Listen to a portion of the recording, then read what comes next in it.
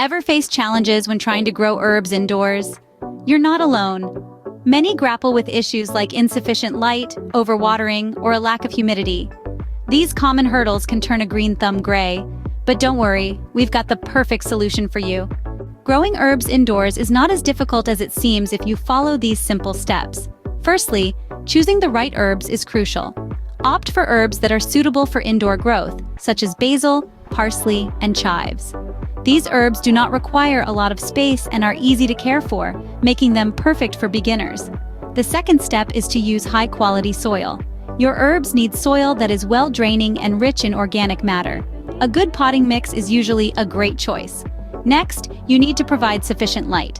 Herbs require a lot of light to grow, ideally 6 to 8 hours of sunlight each day. If natural light is not abundant in your home, consider getting a grow light.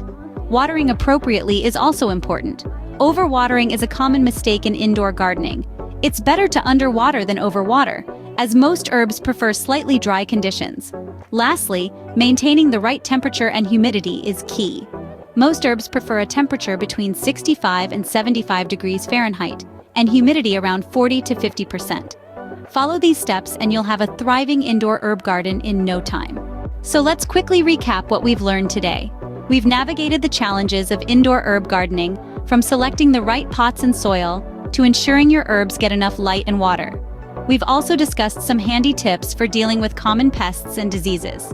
The key lies in being observant, patient, and consistent. Remember, practice makes perfect, so don't give up if you don't succeed at first. And don't forget to like this video and subscribe to our channel for more gardening tips and tricks.